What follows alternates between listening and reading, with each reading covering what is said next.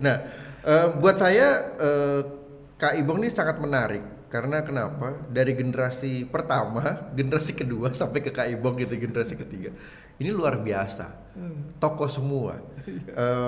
Mungkin teman-teman juga banyak yang nggak tahu kalau dulu waktu ayah saya berjuang agresi militer waktu di Solo, lalu kalau masuk ke Jogja, ayah bercerita, oh itu pakaian segala macam yang buat gerilya itu ditaruh di pohon, diumpetin di pohon lah. Lalu ke dalam kota itu cuman pakai singlet, pakai sarung gitu, pakai sendal gitu, cuman gitu gitu aja, pakai peci gitu.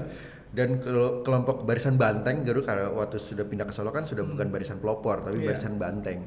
Nah waktu masuk sana kalau sudah malam pasti tujuannya satu, kalau untuk nyari mangan katanya. Itu ke tempatnya Bung Johan katanya. Jadi itu adalah ayahnya Kak Ibong gitu. Dan waktu saya juga dulu dapat pembelajaran tentang Syahrir, ini juga ada yang menarik bahwa ayah bercerita kalau tentang Syahrir, lalu dia bilang, oh ini Sultan Syahrir, ini Bung Syahrir, ini Bung Kecil kalau ayahku memanggilnya, ini Bung Kecil ini kalau sebenarnya bukan dia, ini ada yang ditakutkannya lagi, yang di grassroots. Ini namanya Bung Johan katanya. Lalu di situ nggak berhenti sampai sana. Ayah saya juga bercerita, tapi Bung Johan ada yang lebih hebat lagi dari Bung Johan, itu adalah Mbak Yoyet katanya. Jadi itu yang mengena saya dari saya kecil, dari SMP, cerita tentang itu. Meskipun saya nggak pernah ketemu kan dengan Om Johan, dengan Tante Yoyet, saya nggak pernah ketemu. Tapi ini perjuangannya kan bukan hanya dari Haji Agus Salim, tapi putrinya pun dengan suaminya pun juga melakukan hal yang sama. Sampai ayah saya juga dapat makan pun di sana dan lain-lain, dibantu untuk perjuangannya. Sebenarnya apa sih mental yang diberikan oleh Haji Agus Salim kepada keluarga khususnya? Kita tahu sendiri Tante Yoyet juga banyak dikenal oleh tokoh-tokoh. Kita nanti juga cerita tentang Tante Yoyet juga ya, bagaimana Sri Sultan juga sangat dekat dengan beliau. Tapi apa sih sebenarnya norma-norma atau keluarga yang selalu dipelajari dari sisi Haji Agus Salim sampai ke anak-anak sampai ke cucu-cucu Kak sebenarnya? Jadi memang zaman itu kan zaman perjuangan ya. Gitu. Dan juga punya satu musuh ya, kaum penjajah gitu. Jadi orang tuh sangat saling melindungi, saling menolong. Itu udah biasa lah gitu. Kayaknya kebanyakan seperti itu ya. Saling menutupi gitu, supaya ini jangan ketahuan gitu ya. Kasih kode, kasih lampu lilin di depan segala macam gitu. Jadi ada kode-kodenya kayak gitu. Jadi memang juga waktu itu tuh di rumah Agus Salim itu ya, itu teman ayah tuh teman keluarga. Jadi temannya Haji Agus Salim itu ya temannya anak-anaknya juga jadinya gitu ya. Apalagi si yang banyak sama Agus Salim itu juga orangnya muda-muda juga, artinya seumuran anak-anaknya juga gitu ya, kayak Muhammad Rum, Muhammad Natsir itu juga seumuran anak-anaknya Haji Agus Salim juga gitu. Jadi mereka berteman semuanya itu. Dan juga tempat ngumpul ya. Tempat ngumpul tuh mereka juga itu. Jadi kalau kadang-kadang orang-orang tuh kalau datang gitu kan. Kan kalau sekarang kita tuh kan jam makan tuh kan jam 7 misalnya gitu kan. Jadi kalau orang datang jam 9 tuh kan jarang lah orang datang jam 9. Tapi kalau misalnya sampai orang datang jam 9 tuh pasti udah makan gitu kan. Ini waktu datang ditawarin, udah makan? Belum. Itu salah satunya ayah saya, jangan-jangan itu. Jadi harus disediain makan gitu kan. Wah, kadang-kadang nggak punya persiapan, nggak punya apa-apa, tapi yang standar di keluarga kita tuh selalu ada telur gitu kan. Jadi ibu saya selalu masak kayak telur gembung lah gitu, kayak martabak gitu ya, telur gitu. Jadi tinggal dihitung aja. Orangnya ada berapa banyak, terus yang di ininya berapa telur, terus nanti dibagi segitu orang. Gitu. Jadi memang perjuangan tuh indah gitu ya, saling apa namanya, gotong royong ya sebutannya. Nah kemudian setelah merdeka, dulu waktu zaman perjuangan itu, Johan Syaruza itu juga pejuang gitu. Iya. Dan dia itu yang merajut jaringan antara jaringannya Syahrir sama jaringannya Tan Malaka. Gitu. Sementara ibu saya ini anaknya tokoh Islam, Iya, Yerusalem, betul. gitu. Betul. Sementara ya saya ini tokoh sosialis gitu kan. Gitu. Nah terus jadi di rumah saya tuh sering kumpul-kumpul orang sosialis di Partai Sosialis Indonesia atau orang Masyumi gitu. Karena Muhammad Rum itu udah kayak anak sulungnya Haji Agus Salim ya. Jadi kalau ke Jogja dia itu selalu ke rumah ibu saya gitu. Karena ibu saya tuh dianggap adiknya lah gitu. Iya. Nah, kalau dia ketemu sama tokoh-tokoh Masyumi Jogja tuh ngumpulnya di rumah saya itu. Iya. Nah, pernah tuh Om Rum, saya panggil dia Om Rum. Pernah cerita gitu. Bahwa orang-orang pada bilang nggak bahaya tuh kita ngumpul di kandang macan gitu. Iya. Karena itu kan tempatnya orang Partai Sosialis Indonesia. Iya. Gitu. Terus Muhammad Rum bilang jangan khawatir gitu. Raja macannya udah di tangan. Oke. Soalnya udah kayak adik sendiri. Iya, gitu. iya. Jadi memang suasana itu kekeluargaan sekali gitu. Nggak ada ya memang PSI memang nggak bermusuhan dengan Masyumi kan gitu. Iya. Memang sama aja gitu. Saya nggak pernah lihat bedanya PSI dengan Masyumi kecuali kalau Masyumi memang hanya Islam. Oke. Kalau PSI ada orang Hindunya, Iya. ada orang Kristennya, gitu. Iya, ada Budanya dan lain-lain. Tapi ya. ini sosialis gitu. Nah orang kan suka rancu, ini sosialisnya nih dekatnya ke komunis gitu, Iya. atau ke Masyumi Iya. Islam gitu kan. Iya. Karena kenapa ada tulisan Pak Cokro Aminoto ya Islam dan sosialisme gitu. Dan Haji Agus Salim pun bilang bahwa Rasulullah Nabi Muhammad itu mengajarkan sosialisme itu 14 abad sebelum Karl Marx gitu. Jadi sosialisme itu adalah hablum minan nas gitu, yang mengatur hubungan antar manusia gitu. Iya. Nah, cuman Karl Marx yang bikin tulisan sama Engels itu, ya, kemudian yang terus diganti dengan Lenin gitu ya. Ini akhirnya memasukkan apa namanya pertentangan kelas. Iya. Terus banyak yang istilahnya tuh menghormati dunia internasional berlebihan. Padahal dulu waktu cerita saat Bung Syahrir jadi ketua Partai Rakyat Sosialis ya, kemudian bergabung dengan Amir Syarifuddin yang Partai Sosialis Indonesia, bergabung menjadi Partai Sosialis. Ternyata dalam perjalanannya itu terjadi perbedaan yang tajam antara sosialisnya Bung Syahrir sama sosialisnya Amir Syarifuddin yang cenderung komunis. Nah, yang komunis ini itu memegang internasional. Jadi tergantung sama poros ideologi internasional. Sementara kalau dari Paras yang sebelumnya adalah PNI Pendidikan, kemudian jadi Paras, ya, jadi partai, terus jadi Partai Sosialis, kemudian memisahkan diri menjadi Partai Sosialis Indonesia, gitu.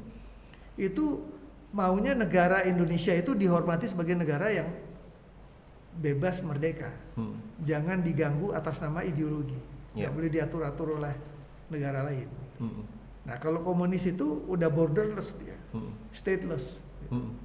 Yang penting adalah poros Beijing, poros Moskow gitu. Internasional ya. Nah, maka itu Syahrir diganggu terus gitu itu kabinetnya oleh si Amir Syarifuddin.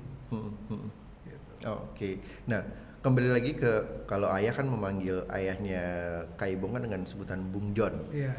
Nah, cikal bakalnya gimana sih sampai Bung John tuh menjadi sekjen PSI? Pasti kan ada asal muasalnya, sebab akibatnya. Kok bisa menjadi sekjen di partai yang lumayan cukup luar biasa di era itu. Itu ceritanya seperti apa? Jadi sebelumnya kan Bung Karno bikin PNI, Partai Nasional Indonesia, tahun 27. Nah, pada saat Bung Karno ditahan, Mr. Sartono mau membubarkan PNI. Oke. Nah, pada saat itu Bung Hatta dan Bung Syahrir bilang jangan dibubarin itu. Itu alat perjuangan. Gitu. Nah, tapi pada saat itu Bung Hatta masih sekolah di Belanda. Nah, Bung Syahrir sedang mau sekolah di Belanda, dia akhirnya turun. Bung Hatta bilang, kamu tahan dulu PNI, jangan sampai dibubarkan. Gitu kan? Jadi itu untuk alat perjuangan kita.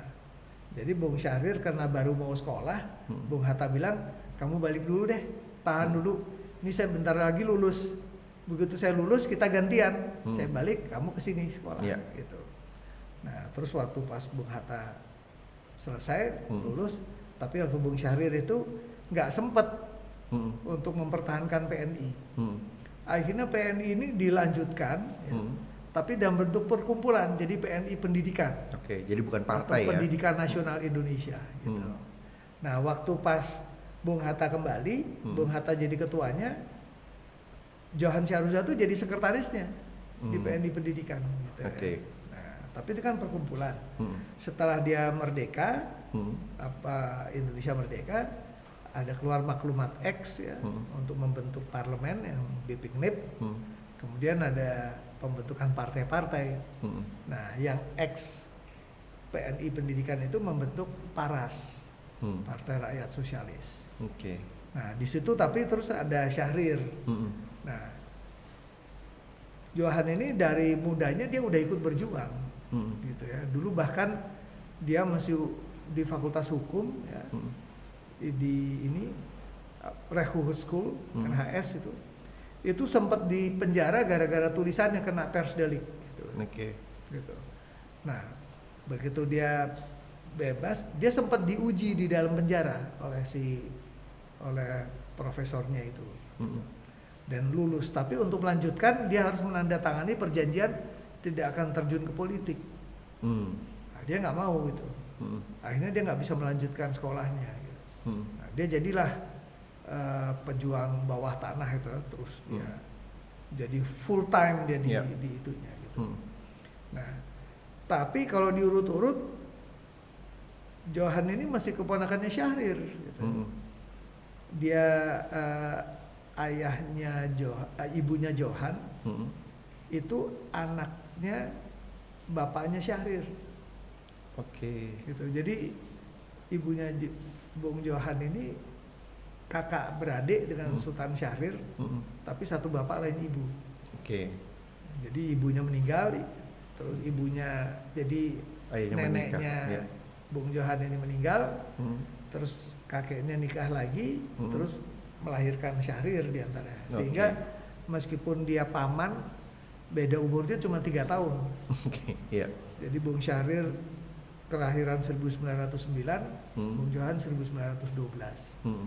Nah, tapi waktu pas bikin partai itu sama-sama, Bung Johan nggak enak juga nih, gitu kan? Dia waktu dari PARAS jadi Partai Sosialis terus memisahkan diri dari PSI, itu yang mendirikan Partai Sosialis Indonesia itu didirikannya di Jogja ya, di rumahnya ibunya tokoh PSI juga, Subadio Sastro Sartono. Nah pada saat itu Bung Johan ditunjuk sebagai sekjen. Tapi meskipun Bung Syahrir tidak ada lagi di Bukit Tinggi, disepakati ketua umumnya Syahrir. Nah, Bung Johan nggak mau karena dia masih ada hubungan family lah ya di situ. Keluarga dengan Syahrir. Jadi untuk pertama kali sekjen Partai Sosialis Indonesia itu LM Sitorus namanya. Gitu. Nah pada saat Kongres PSI, disitulah Bung Johan itu terpilih dari Kongres. Kalau pertama kan tunjuk-tunjukkan nih waktu lagi berdiri, akhirnya dia jadi sekjen. Melalui Kongres dulu, baru dijadikan sekjen ya berarti. Jadi zaman dulu itu harus dilihat ya bahwa banyak orang yang berjuang gitu, itu dengan maunya sendiri gitu ya.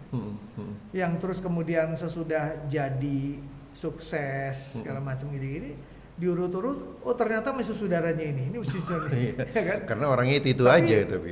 Ini bukan model kayak nepotisme sekarang yang enak-enak karena kerabat ya angkat. Kalau dulu kan masing-masing berjuang sama-sama gitu kan. Berjuang dan syukur merdeka. Syukur ini, bukannya mati, bukannya ketangkep, bukannya ketembak kan gitu kan. Gitu. Kayak misalnya Sujatmoko, dia juga pejuang gitu. Nah, kalau diurut-urut Sujatmoko itu adiknya Poppy Syahrir, istrinya Bung Syahrir. Tapi kan dia maju begitu kan bukan karena nepotisme, karena dia masih berhubungan Syahrir gitu. Jadi hal-hal seperti itu kita harus melihatnya secara kontekstual. Betul. Pada masanya tuh beda. Iya. Nah, kalau untuk kita ngomongin tentang PSI tadi, Sosialis Indonesia, gitu. Kenapa waktu di pemilu yang tahun 55 itu PSI malah jauh dibandingkan PNI, NU, PKI malah gitu. Kenapa kok bisa turun seperti itu ya, Kak? Padahal kan sebenarnya kita tahu banyak tokoh-tokoh hebat yang berada di dalam Partai Sosialis Indonesia saat itu. Jadi waktu Bung Syahrir jadi Perdana Menteri, itu kan partainya itu kan masih Partai Sosialis. Tapi dia jatuh berkali-kali itu karena Amir Syarifuddin juga gitu. Yang wakil ketua partainya gitu kan. Enggak setuju sama langkah-langkahnya Syahrir, dianggap kurang memuaskan segala macam. Nah, waktu Bung Syahrir jatuh, terus dipilih lagi, jadi Perdana Menteri lagi, jatuh lagi, dipilih lagi, sampai 3 kali. Waktu jatuh lagi, mau dipilih lagi dia nggak mau. Dia bilang, nonsens nih pemerintahan, kita nggak bisa kerja. Lebih baik kita kerja ke rakyat sekarang. Gitu. Terus sudah, akhirnya dia nggak mau jadi Perdana Menteri lagi, konsentrasi untuk mendidik rakyat. Nah, disitulah Bung Johan waktu itu udah Partai Sosialis Indonesia ya, terus bikin Partai Sosialis Indonesia. Nah, itu Bung Johan sebagai di situ yang membangun grassroots untuk mendidik rakyat. Tapi Partai Sosialis Indonesia itu adalah partai kader, bukan partai massa. Jadi dia nggak cari anggota, gitu, tapi dia mendidik orang supaya paham, ya, harus apa, kemana, gitu ya, berpikirnya tuh. Jadi dia nggak waktu itu nggak serta merta orang tuh mudah jadi anggota Partai Sosialis Indonesia. Dia harus jadi calon anggota dulu 6 bulan. Ya. Terus untuk masuk harus di endorse atau diusulkan oleh 2 orang anggota seperti itu. Tapi pendidikan di berbagai macam kantong-kantong grassroots itu luar biasa. Gitu ya. Cuma kan orang terbatas. Jadi cuman beberapa daerah aja yang bisa dididik seperti itu kan. Gitu. Nah, waktu kemudian Bung Karno mau mengadakan pemilihan umum, PSI nggak siap sebetulnya. Bahkan nggak mau ikut pemilu tadinya. Gitu. Ini yang tahun 55 ya berarti? 55. Dia nggak mau ikut pemilu. Karena dari awal udah nggak mau di pemerintahan, kok mau didik rakyat aja gitu. Iya kan? Sekarang ngapain mau itu lagi pemilihan gitu. Tapi untuk menghindari perpecahan, karena ada sebagian yang mau, akhirnya ikut sertalah ke pemilihan umum. Anggotanya cuma sedikit gitu. Ya, orang yang dididik itu kental sekali pemahaman tentang sosialismenya gitu. Tapi kan kualitas oke, tapi kuantitasnya sedikit. Untuk apalagi dilihat dari skala Indonesia ya. Berarti gitu. Bukan partai massa ya, tapi partai kader ya. Partai kader. PSI itu ya. Oke. Nah, selanjutnya mengenai tentang perbedaan sosialisme dengan komunis itu seperti apa sih? Ya itu kan sebetulnya kan gini. Karena kan di era Orde Baru kan banyak yang kayak itu sama gitu, karena kan sebenarnya berbeda. Nah, itu perbedaannya sebenarnya apa? Jadi sebetulnya kalau sosialis itu kan dia nggak mau pertentangan kelas ya, dia nggak mau menghalalkan segala cara, ya. Dan dia mau membebaskan rakyat, masyarakat ya. Jadi sangat humanis lah gitu, kemanusiaan kayak gitu. Ya. Jadi nggak semuanya tuh diatur oleh negara juga gitu ya. Jadi banyak terjadi perbedaan-perbedaan yang maka itu mereka tuh melihatnya Marx Engels punya yang pertama gitu ya. Oke. Ini kan kalau udah dari Marx Engels tuh diganti sama Marx Lenin, terus Stalin, terus jadi sangat terpusat, sangat dikuasai oleh negara, segala macam. Jadi itu terjadi sesuatu yang nggak membebaskan si manusianya. Gitu. Maka tuh selalu di sosialis itu yang diutamakan tuh adalah untuk mengangkat harkat martabat kemanusiaan. Bukan manusia tuh jadi ininya negara ya gitu. Bukan kapitalis tapi terus juga dikuasai sama negara gitu kan. Bukan itu juga. Iya. Jadi yang paling besar itu perbedaan sosialis dan komunis itu kalau di dalam masyarakat menilai gampangnya lah. Itu seperti apa perbedaan antara sosialis dan komunis?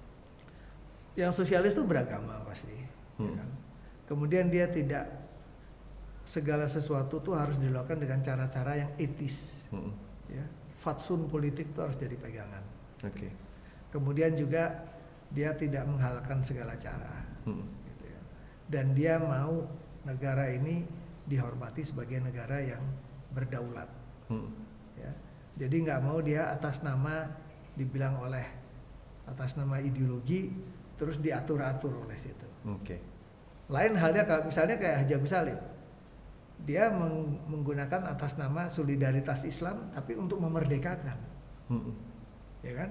Karena di Islam tidak dibenarkan penjajahan juga kan gitu. Jadi kemerdekaan itu hak segala bangsa gitu. Jadi kebalik, kalau ini malah ini sebagai negara merdeka tapi mau diatur dengan Komintern gitu ya. Dengan poros ideologi komunisme. Nah, ini yang nggak kena gitu. Oke. Kak, sekarang kita lanjut ke Haji Agus Salim nih. Ya. Kita kan juga tahu keluarga Haji Agus Salim ini sangat banyak banget, keluarganya itu luar biasa hebat-hebat lah. Tapi kita juga melihat bahwa karakter dari keluarga Haji Agus Salim ini juga memegang teguh kebinekaan. Kita juga tahu adik dari Haji Agus Salim beragama Katolik ya, Khalid Salim ya, Kak ya. Itu juga luar biasa yang Haji Agus Salim sempat diwawancara dan dia sangat ya fine itu sebenarnya di dalam keluarga apakah memang membina kebinekaan itu sudah berlangsung dari ayah dan ibunya Haji Agus Salim, berarti generasi di atasnya lagi memang sudah melakukan itu atau seperti apa Kak dari Haji Agus Salim?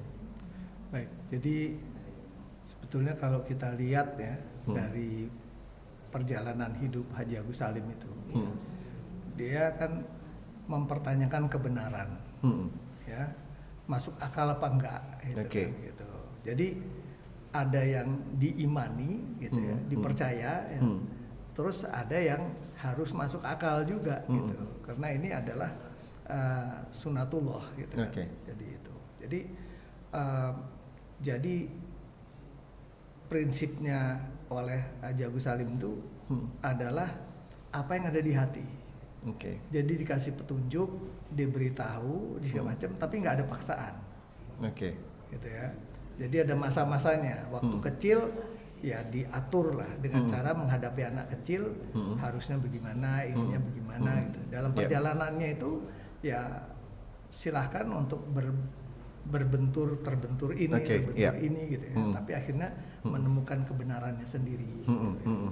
Kayak misalnya kalau bicara dengan tentang Khalid Salim itu memang Agus Salim jarang sih berhubungan sama Khalid Salim karena dia lama di Bovendigul ya.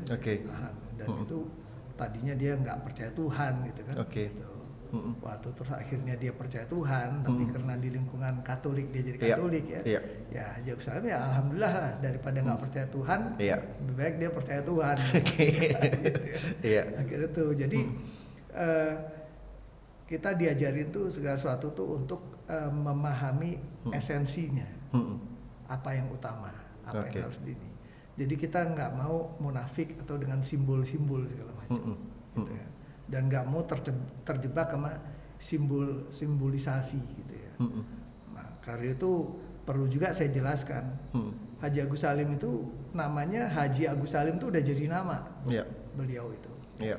Jadi kalau harus disingkat karena keterbatasan space segala macam Iya. itu, beliau menyingkat Agusnya jadi A, Oke. bukan hajinya jadi H gitu ya. Oke. Karena dia memasang haji itu dalam rangka syiar, dalam rangka jihad. Ya. Karena zaman dulu gitu ya, Islam itu dianggap terbelakang. Gitu ya. Nah, orang-orang Indonesia yang negara jajahan itu yang mayoritas Islam gitu, itu mereka takutnya kalau ini terinspirasi oleh gerakan-gerakan Islam untuk kemerdekaan di negara-negara Arab. Oke. Jadi kalau orang pergi haji itu dicurigai nih udah bersentuhan dengan itu, punya ide-ide segala macam gitu, maka itu orang tuh takut waktu itu ketahuan kalau udah haji gitu ya. Apalagi kalau misalnya diajak minum-minum bir, wine segala macam, sementara haji gitu kan. Gitu. Yeah. Tapi kalau Haji Agus Salim dia dalam rangka syiar, jangan nggak usah takut gitu loh. Bahwa Islam tuh bukan agama orang Irlander gitu. Jadi jangan ada simbolisasi seperti itu. Karena itu dalam perkembangannya dia yang bebas menguliti Islam gitu ya. Akhirnya dia sangat percaya, jadi dia jalan begitu saja gitu. Dan yang penting tuh adalah akhlak. Karena Nabi Muhammad tuh diutus sama Tuhan tuh untuk menyempurnakan akhlak. Jadi akhlak tuh penting, itu harus diutamakan. Oke, nah salah satunya juga berita yang menarik, cerita yang menarik mengenai tentang Haji Agus Salim waktu misalnya berlebaran, yang saya sering mendengar lah dari Kak Ibong khususnya, bagaimana yang orang datang dan lain-lain menghargai orang itu buat saya luar biasa dan kayaknya tidak terjadi di zaman saya gitu. Di zaman kami generasi milenial dan generasi Z kita lihat sendiri, misalnya kayak bulan puasa. Oh, harus semuanya ditutup, tempat-tempat makan dan lain-lain. Nah, itu cerita Haji Agus Salim seperti apa sih Kak sebenarnya? Kan mungkin kan Kakak sering cerita ke aku nih, tapi teman-teman muda nih juga perlu tahu bahwa Islam itu indah.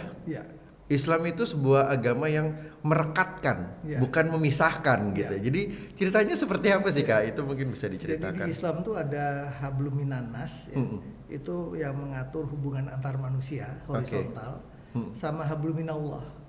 Itu berhubungan dengan Tuhannya, vertikal. Gitu ya. Yang vertikal ini sangat pribadi, gitu ya. Jadi orang tuh, tapi Tuhan sendiri juga memberi petunjuk untuk hablum minallah tuh. Hablum minannasnya harus beres. Kalau kamu mau mendekati aku, sesama kamu juga harus baik hubungannya, gitu kan. Jadi itu. Nah, seperti tadi yang dilontarkan oleh Bung Cokro, itu pernah pesilat-pesilat ya, orang-orang yang kalau sekarang disebutnya kayak preman-preman gitu ya. Jawara-jawara gitu ya. Jawara itu beliau dekati orang-orang seperti itu. Ya. Terus orang-orang itu ditaklukkan dengan kata-kata, dibimbing segala macam gitu, sehingga mereka jadi orang baik-baik segala macam kan. Nah, pada satu waktu mereka tuh mau datang berlebaran, menghormati Haji Agus Salim gitu ya. Nah, waktu datang celakanya tuh masih hari puasa, gitu kan. Lebarannya tuh baru besok, jadi tuh orang datang jauh-jauh gitu ya. Kan nggak ada bemo oplet zaman dulu. Udah jalan jauh-jauh, masih puasa di hari itu. Nah, tapi Haji Agus Salim untuk menghormati orang itu ya, dan juga dengan niat baiknya itu adalah dia bisa mendakwahi orang-orang itu gitu ya. Akhirnya dia buka puasa. Dia keluarin makanannya, jadi makan-makan mereka gitu. Makan-makan. Jadi padahal hari itu masih hari puasa seharusnya. Nah, besoknya hari Idul Fitri, Haji Agus Salim sholat Id. Karena Idul Fitri. Kan? Nah, lusanya beliau puasa 1 hari, membayar hutang puasa 1 hari itu. Gitu, ya. Jadi cara-cara misalnya orang puasa warung harus tutup itu nggak kena di kita gitu ya. Karena puasa tuh urusan kamu sama Tuhanmu gitu. Kenapa saya yang mau cari nafkah jadi harus susah dengan kamu gitu kan? Iya. Gitu. Bahwasanya kamu tergoda itu salahmu dong, artinya imanmu nggak kuat gitu kan. Iya, betul. Jangan nyalain kita gitu kan. Iya. Gitu. Itu jadi kita nggak itu bukan akhlak Islam seperti itu. Iya. Jadi Iya. yang berdagang aja gitu. Bahwasanya yang makan di situ bukan orang Islam atau ada orang Islam yang nyuri-nyuri mau makan itu kan urusan dia sama Tuhannya gitu. Iya. Kenapa dia harus dipersulit tidak boleh berdagang karena dia mencari itu mata pencarian. Iya. Gitu. Itu juga pernah juga Haji Agus Salim ya habis dari rapat berdebat gitu dia jalan pulang terus dilanjutkan pembicaraan itu di jalan. Akhirnya cari warung kopi untuk melanjutkan pembicaraan tadi gitu kan. Nah, Haji Agus Salim sedang puasa Senin Kemis. Cari warung kopi, sampai di warung kopi pesan minum.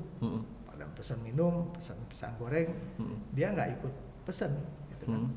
Nah, terus tanya loh, kenapa kok nggak pesan? Ya saya sedang puasa.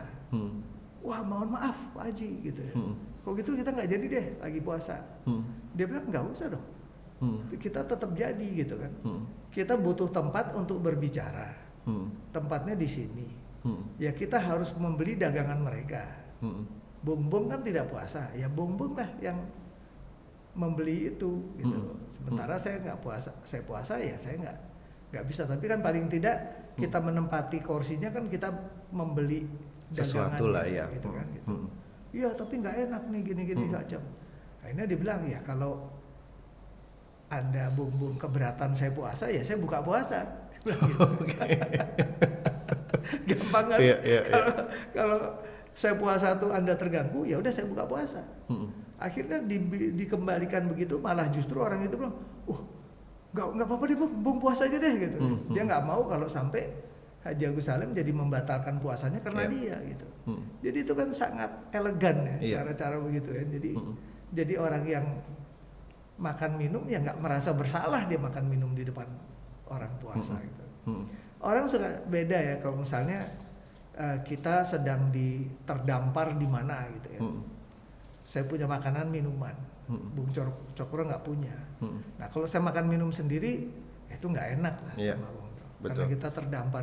Tapi kalau Bung Cokro dengan nawaitu, dengan niat sengaja gitu, karena mengharapkan ridho Allah berpuasa, ya jangan mengganggu orang yang nggak ada urusannya sama itu. Ya kan? Jadi Islam tuh rasional gitu. Jadi jangan diada-adakan, jangan dipermasalahkan gitu. Atau dipersulit Islam gitu ya. itu membawa rahmatan lil alamin. Iya. Gitu. Katanya membawa kedamaian untuk alam semesta semuanya itu. Jadi kalau hal-hal yang bertentangan sama itu artinya nggak benar Islamnya gitu. Iya, betul. Tapi satu hal yang saya juga perlu ngobrol juga nih sama kakak. Saya melihat tokoh Haji Agus Salim ini kan sangat visioner. Dia berpikiran jauh ke depan. Tapi kita lihat sekarang kan banyak generasi muda khususnya kita melihat ada Islamofobia. Jadi kita seakan-akan dikotak-kotakan nih. Ya memang betul ada beberapa yang tidak benar mungkin dan lain-lain. Tapi zaman dulu perbedaan itu tidak dijadikan sebagai sesuatu perpisahan atau akhirnya saya tidak dekat dengan kamu karena kita berbeda, tapi malah mempersatukan itu. Nah, kenapa sih Kak sekarang hal itu terjadi di era sekarang ada banyak tentang Islamofobia itu? Mungkin kan anak-anak muda juga banyak yang tidak tersadarkan tentang itu karena itu bergulir dengan cepat apalagi dengan sosial media dan lain-lain. Mengapa itu terjadi dan kedua apa yang harus kita lakukan Kak, dengan orang-orang yang berpendapat seperti itu karena banyak juga orang-orang yang mengaku nasionalis tapi ketakutan dengan Islamofobia. Tapi yang saya tahu, saya juga selalu jadi pembicara, saya selalu bilang ngapain takut gitu. NU dengan Nadatul Ulamanya 90 juta, Muhammadiyah dengan 70 jutaan. Lalu syarikat Islam juga 40 jutaan, kenapa kita mesti takut? Tapi mungkin ini ada beberapa pemikiran dari kakak yang mungkin kita bisa pelajari nih sebagai generasi muda. Harus seperti apa menghadapi orang-orang yang demikian. Jadi begini, dari saat pendirian negara ini, para pendahulu kita, pejuang kemerdekaan tuh udah mengantisipasi gitu ya. Oke. Bahwa kita ini akan diganggu kan sebagai negara merdeka. Pasti. Maka dari itu pada saat kita merdeka gitu, orang tuh udah nggak bisa menjajah kita lagi. Oke. Ya, karena kemerdekaan adalah hak segala bangsa. Itu udah diakui oleh dunia internasional dan PBB. Ya. Tapi orang bisa menguasai sumber daya alam kita yang melimpah ruah, ya, gitu ya. Itu dengan cara menguasai rakyatnya dengan undang-undang dan peraturan perundang-undangannya. Iya. Maka dari itu udah kita harus bersatu, jadi merdeka, bersatu, berdaulat, adil dan makmur.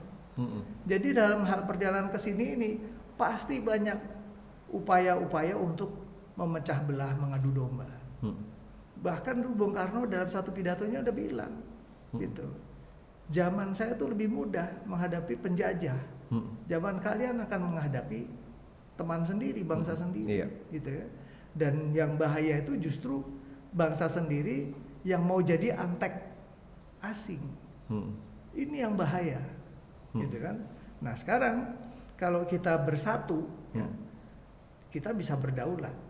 Nah sekarang orang kalau mau memecah belah kita, dia lihat mayoritas yang di sini siapa? Islam. Ya terus dibumbu-bumbui lah dengan ditakut-takuti dengan Islamofobia, ya, mau membuat negara khilafah, negara segala macam. Berapa banyak sih yang mau begitu? Terus terang aja kita pasti nggak bisa lah, ya, membuat tidak ada orang yang mau sesuatu. Pasti ada aja gitu. Dari 10 orang aja pasti ada orang yang mau yang aneh, yang lain dari yang lain gitu. Apalagi kalau ini jutaan gitu kan. Cuman persoalannya itu berapa besar sih? Apakah itu jadi ancaman buat kita? Gitu. Apa nggak terlalu mengada-ada itu dijadiin ancaman gitu? Ya kan seperti tadi yang Bung Cokro bilang, NU ada berapa? 90-an juta. Muhammadiyah ada berapa tadi? Ya puluhan juta juga ya. Nggak ada yang negara Islam tuh, malah waktu itu non muslimnya nggak berdaya sama sekali zaman dulu. Sekarang non muslimnya sekarang taipan-taipan, ya kan, meskipun jumlahnya sedikit, tapi dananya banyak, gitu. Ngapain nggak dari dulu aja kalau mau seperti itu, gitu kan? Dan itu nggak, jadi kita menghindarilah hal-hal yang bisa menyebabkan perpecahan. Kita harus bersatu, gitu. Sekarang ini kan juga apa namanya? Kita harus lihat bahwa semua kaum muda sekarang ini ya, meskipun dia tidak di partai politik segala macam, tapi jangan apolitis, ya, harus sadar politik, dan tidak bermain politik kekuasaan, tapi politik kebangsaan. Jadi semuanya tuh kita lihat dari apa yang termaktub di pembukaan Undang-Undang Dasar 45. Mohon maaf nih, kalau pemerintah, partai-partai politik ya membuat kita jauh dari apa yang diharapkan dari apa yang termaktub di pembukaan Undang-Undang Dasar 45, ya, harus kita kritisi. Betul. Gitu ya. Dan sekarang ini bukan masanya kontestasi. Kalau kontestasi oke lah, misalnya kita mengkritik Pak Jokowi presiden. Ya. Kalau zaman kontestasi ini diserang, yang ini untung. Diuntungkan. Kalau sekarang ini kan dia udah presiden kita, gitu kan. Kalau ada langkah-langkah kebijakan yang menjauhkan kita dari keberdaulatan, kebersatuan, ya, dan nggak apa namanya perlindungan terhadap rakyat, tanah tumpah darah nggak ada, ya harus dikritisi supaya diperbaiki, gitu ya. Asal masing-masing antara yang mengkritik dengan yang dikritik mengutamakan persatuan dan kesatuan bangsa. Jadi cara-caranya juga cara-cara yang elegan. Jangan malah menjadi apa namanya bumerang gitu ya, jadi menimbulkan persoalan baru.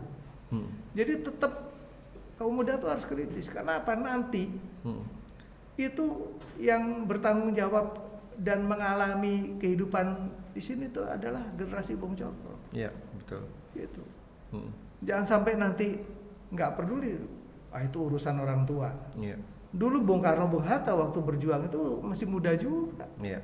betul. Masih 20-an tahun juga mereka Iya, itu kan. iya. Gitu. Iya, saya 15 tahun Nah, malah. 15 tahun malah. Bung Cokro. Iya. Orang masih seneng mainan petasan tuh udah Bung Cokro udah ikut rapat-rapat berat gitu. Iya, kan. betul. Jadi jangan sampai merasa bahwa itu urusan orang tua. Kalau tidak di partai politik, tetap sifat kritis itu harus tetap dijaga gitu. Dalam rangka apa?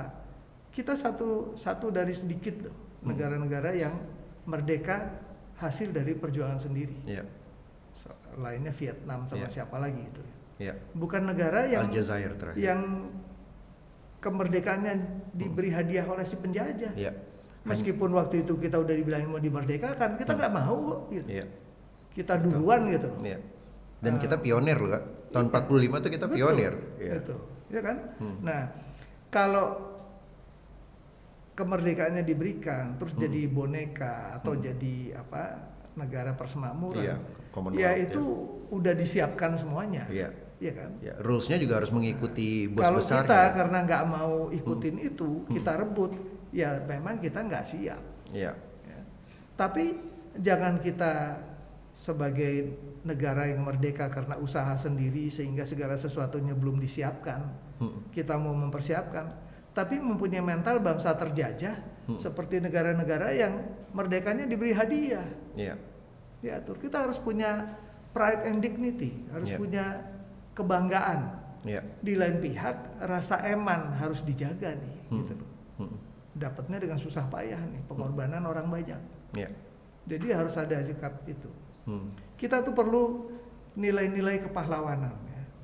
Nilai kepahlawanan itu dia harus ikhlas. Ya. Para pahlawan yang dianugerahi gelar pahlawan itu enggak melakukan sesuatu supaya nanti diangkat jadi pahlawan, nggak berpikir itu mereka. Itu. Ya. Jadi mereka nalurinya gitu, udah kebawa nalurinya, nggak bisa diem, harus memperjuangkan sesuatu. Gitu, dengan tulus dan ikhlas. Gitu. Jujur, berani, gitu. Dan teguh pada prinsip, nggak mudah goyah, nggak gampang dibeli. Gitu. Terus cinta tanah air, ya. Dan peduli sama nasib bangsanya, nggak terus gua nggak apa-apa gitu, bukan urusan gua gitu, ya kan? Gitu. Dan yang terakhir, siap memberikan pengorbanannya untuk bangsa dan negara. Ini yang membedakan pahlawan. Kalau yang 6 yang lain itu nggak sulit lah, ikhlas, jujur, berani, teguh pada. Tapi mau nggak kamu memberikan pengorbanan? Kalau memberikan kelebihan mungkin berani, gitu, mau ya kan? Punya uang boleh kasih. Tapi sekarang kalau uang saya cuma segini, ini butuh untuk ini, mau nggak kasih? Gitu. Jadi ada yang kita korbankan gitu. Bukan karena memberikan kelebihan biasa. Iya, betul. Ya kan? Nah, ini memberikan pengorbanan. Gitu. Kalau misalnya pamrih begini-gini nanti akan dapat uang, akan dapat kenaikan jabatan, ya itu sih udah biasa. Iya. Iya, betul. Oke. Nah, kita perlu nilai-nilai kepahlawanan ini ya, itu dimiliki sama kaum muda. Oh iya. Tapi juga pamrih bukan terus supaya gua nanti dijadiin pahlawan gitu ya. Gitu kan. Iya, gitu. atau duduk di kementerian dan lain-lain gitu ya. Oke, siap. Karena Allah tuh ini kok. Tahu kok siapa yang pantas, siapa yang ini segala macam. Yang nggak pantas ya cepet jatuh. Jatuhnya nggak enak gitu. Allah udah ngatur semuanya. Sedang daun jatuh dari pohon itu atas kehendak Allah. Iya, betul. Jadi kita tuh nggak perlu iri sama orang, karena Allah sudah bilang, ya, boleh jadi kamu menyukai sesuatu, tapi itu tidak baik buat kamu. Boleh jadi kamu membenci sesuatu, tapi itu baik buat kamu. Allah mah tahu, kamu nggak tahu. Allah udah bilang di firman-Nya. Jadi kalau misalnya kita melakukan usaha, ya, terus kemudian nggak berhasil, ya menurut Allah yang Maha Tahu, itulah yang terbaik buat kita. Iya, betul. Gitu. Jadi kalau kita mempercayai itu, gitu, hidup kita tuh tenang, nggak iri sama orang, lebih damai ya. Nah, karena orang yang paling bahagia itu orang yang pandai mensyukuri nikmatnya, dan tawakal akan cobaannya. Ya kan? Iya, betul. Bung Cokro dapat 50 juta, gitu. saya dapat 4 juta gitu. Saya bersyukur, senang. Itu happy, hormon endorfin saya keluar tuh. Iya. Sementara Bang tuh, aduh, coba kalau saya sabar lagi dapat 70, gitu kan? Itu nggak happy tuh. Iya. Itu pada saat itu. Iya, betul. Tapi kalau dia syukuri apa yang dia dapat, dia tawakal cobaan yang dia terima, udah happy. Oke. Nah, salah satu juga yang menarik, banyak juga orang yang nggak tahu, Haji Agus Salim kan mempunyai banyak anak. Kak Ibong nih sebenarnya dari yang keberapa dan dari mana? Karena kalau saya kan tahu gitu ya dari tantenya. Tapi sebenarnya Haji Agus Salim tuh mempunyai ada berapa anak sih Kak? Yang kita tahu homeschooling kan? Yeah. Semuanya dia di homeschooling gitu. Termasuk saya juga salah satu yang homeschooling, produk homeschooling. Nah, semuanya itu di homeschooling kan? Atau hanya beberapa saja? Karena kan kalau saya kakak saya tidak homeschooling, kakak saya sekolah seperti biasa sampai SMA. Saya kan tidak gitu. Nah, kalau Haji Agus Salim seperti apa? Apakah semuanya homeschooling? Terus kedua, ada berapa sih sebenarnya anaknya? Dan setelah sepeninggal dari Haji Agus Salim meninggal, siapa yang banyak meneruskan tentang perjuangan pasti semua keluarga pasti meneruskan perjuangan itu. Jadi Haji Agus Salim tuh anaknya semuanya 10. Oke. Tapi yang 2 itu meninggal waktu baru lahir. Jadi yang sempat dewasa bersama tuh 8 orang. Oke. Gitu. Yang 1 gugur di pertempuran Lengkong. Oke. Yang sama Dan Mogot itu. Ya, yang ada omnya Prabowo ya. Ya, Betul.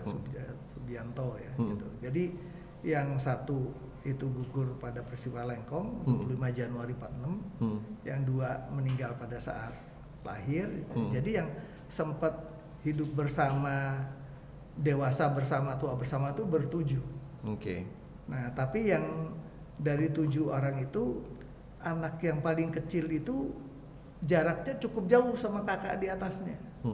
Gitu. Jadi yang paling kecil itu kelahiran tahun 39, ya. Kakaknya tuh persis di atas dia tuh kelahiran tahun 28. Jadi beda 11 tahun. Nah, jadi yang 6 ini homeschooling gitu. Yang paling kecil ini udah mengalami masa republik ya, dia udah sekolah biasa. Oke. Gitu.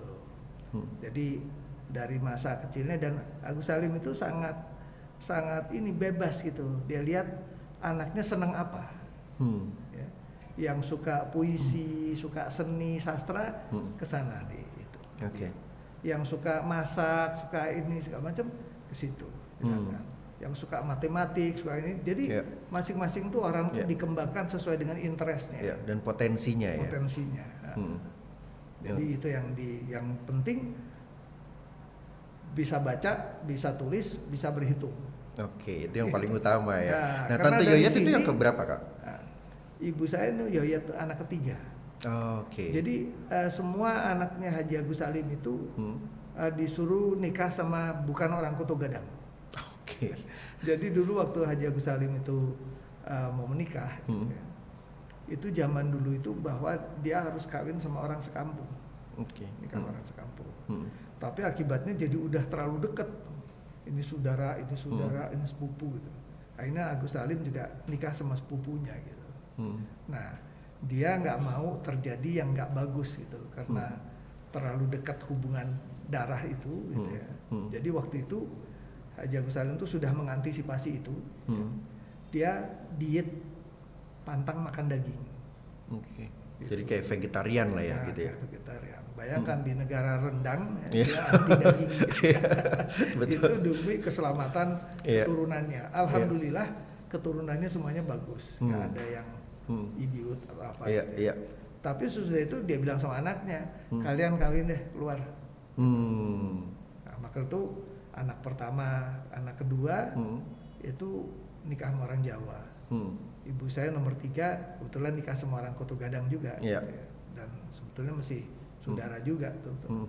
Terus kemudian yang nomor 4 kebetulan dia juga nikah sama orang Kutu Gadang juga. Ya. Yang nomor 5 itu sama orang Madura ya, Jawa Madura. Yang ke-6 sama orang Jawa, yang ke-7 sama orang Bali.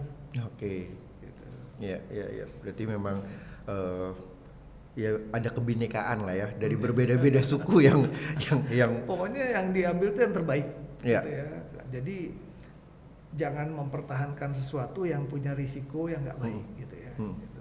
Maka itu Agus Salim selalu pikir nih anak saya apa kuat nih ngadepin pemerintah pendidikan Belanda yang membuat orang jadi mental bangsa terjajah, Iya. mundu dia nggak rela kayak gitu itu. Udah homeschooling aja deh. Saya kasih cara bagaimana untuk menguasai ilmu pengetahuan gitu kan sama ini ya. Jadi Iya. sebenarnya dia itu. Berarti Tante Yoyet juga salah satu yang di homeschooling kan berarti. Oke. Dan dia akhirnya jadi orang yang pandai masak gitu. Dan pandai masak, ya. Jadi dia arahnya ke masak. Ada juga tante saya yang jadi bikin puisi, nulis, Iya. sastra segala macam Iya. gitu. Oke. Ada yang jadi tentara gitu. Wah, luar biasa.